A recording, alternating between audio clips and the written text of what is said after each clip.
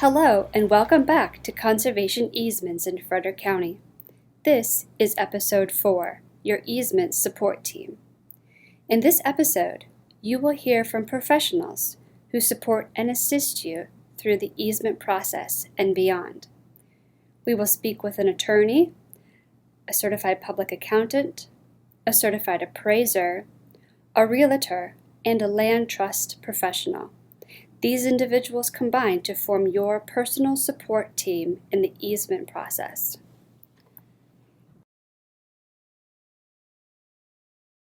My name is Chip Schutte. I am a real estate broker. I deal in the northern Shenandoah Valley, Piedmont area of Virginia.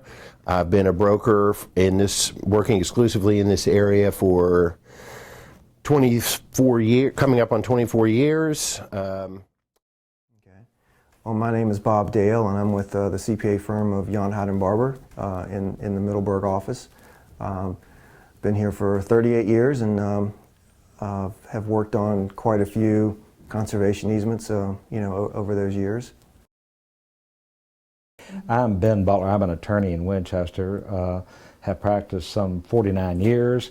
And so I have some experience, I would think, in a broad sense of the real estate law in Virginia and particularly in Frederick counties.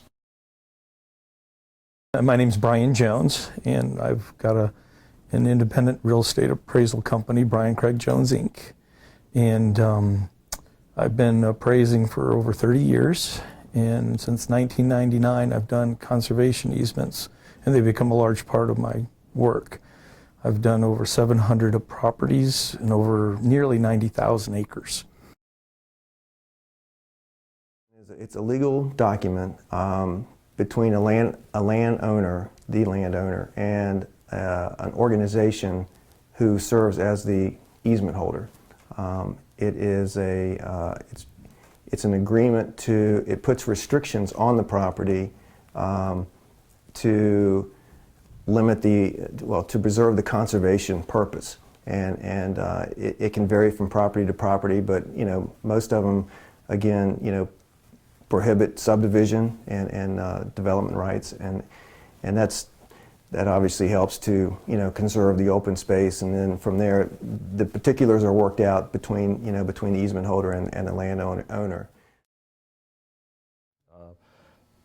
Anything but urban residential development. And the theory being is that it works hand in hand with zoning, and that it will concentrate urban development into certain areas that are designated by the county, and then this in turn, a conservation easement then promotes the situation where you don't have urban sprawl, which we know can be a problem.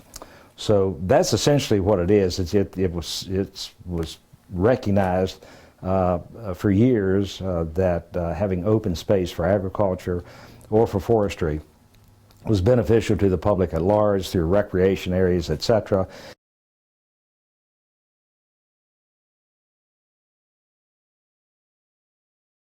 Classic call. So you're a client, you call me up, and what I try to explain, a lot of times it's the farmer or the large landowner who's really not interested in development. But I'll give them a quick scenario. Say you have 100 acres. Next door, they just built 10-acre lots. And so now your 100 acres, a developer will offer you, say, $100,000 per potential lot, $1 million. And you really don't want to sell it, but you don't want to lose that value. And so what you can do with the conservation easement is say, okay, instead of 10 lots, you give up all those lots and reserve one 100-acre parcel, and say now it's only worth $600,000 as a farm or as open space. So you've actually given up $400,000 in value because the developer doesn't want to talk to you anymore because he can't do anything with a farm. And so that's where I come in. I attest to that $400,000 gift you basically gave up in value. There's basically two tax benefits. You've got the federal and state income tax deduction, and then you've got Virginia has these land preservation credits. So the way it works is, let's just say for example you have a piece of property that's worth $800,000 without the easement, and then it's worth $500,000 after the easement. So you have an easement value of $300,000. If you're say in the 28% federal tax bracket and Virginia's rate's 5.75, so I just rounded off to an even nice 33%. So on that, so you would apply that 33% to the $300,000 easement value, and which equals a $100,000 federal tax savings. Okay. Then for the Virginia tax credits, you would take the $300,000, and the Virginia tax credit rate is 40%. So you would take the 40% of the $300,000, and you have $120,000 of the land preservation credits. So you've got a total, you could say, tax savings of $220,000.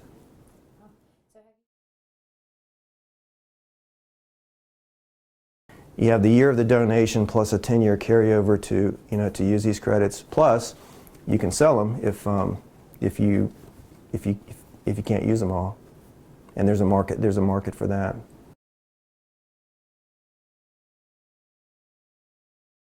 Well, yes, I think initially they should contact a lawyer to find out exactly what it means to put restrictions on the land.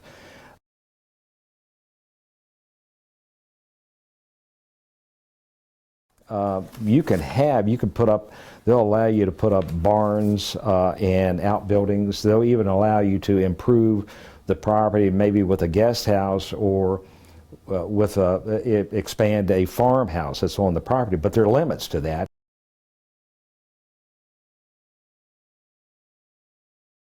The market for buying properties that are already in easement, it takes a certain kind of buyer, but yes, we have not had any problem finding buyers like that. If you buy a piece of property and it's already in easement, you know that what you see is what you get. It's going to stay that way, presumably in perpetuity. I have seen some easements, older easements, that are for a term of years, but all the ones that I have dealt with directly have been in perpetuity. So if you buy and your neighbor's property is in easement, you know you're not going to wake up one day and have 40 houses going in and bulldozers going in. Your view shed can be protected, your quiet and your seclusion can be protected. Those are really the benefits of buying into an area where a number of properties are in easement.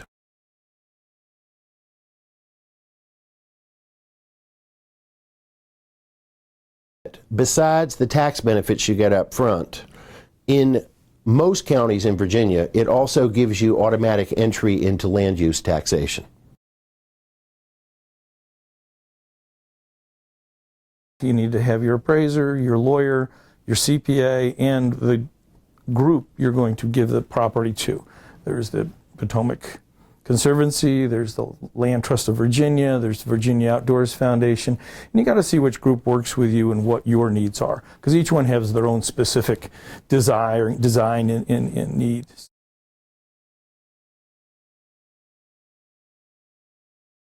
That's it, that they feel that they can't do anything on the property, which is really not true. They can still, use it, but they can't use it to develop for residential or commercial purposes. That actually reminds me of another misconception, and that is people think that if you put an easement on, I've heard this, put a conservation easement on, then the public's allowed to come on your land. And it's like, no, that's not how it works. Think through the entire process as best you can. And for that, you need to go to an attorney who's had some experience, or some CPA who's had experience with the conservation easements. I mean, that's your best source. Or go talk to someone that has gone through a conservation easement, because they will pretty well tell you what the process is. So they really need to think long and hard. And sometimes it can take years before, you know, I try not to rush when I'm working with a client who, you know, who's thinking about putting an easement on. I tell them, just take your time. Don't feel like productive. I mean, I think the politicians need to look at the big issue and see the benefit to the whole of the community, and you know, that's just one more cost that you have. You provide, you know, schools to your children. I think there should be some ability to preserve open spaces for those same children when they grow up. Yeah.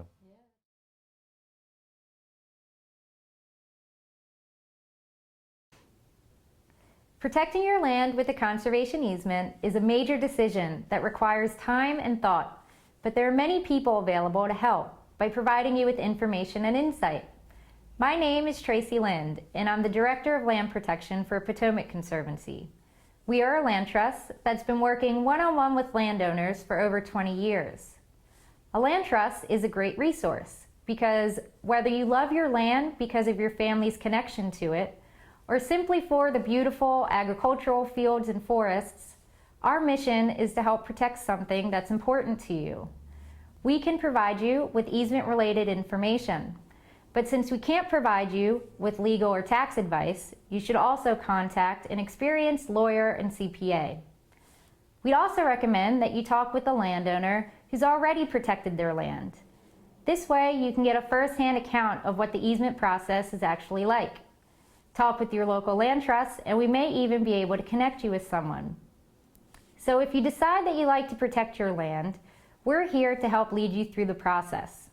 We'll work with you to craft a document that protects the unique conservation values of your land, while also permitting certain desired uses, and while helping you to be eligible for tax incentives. If you'd like more information, your best bet is to contact your local land trust directly. We can help by providing you with information to ensure that your special land is protected forever.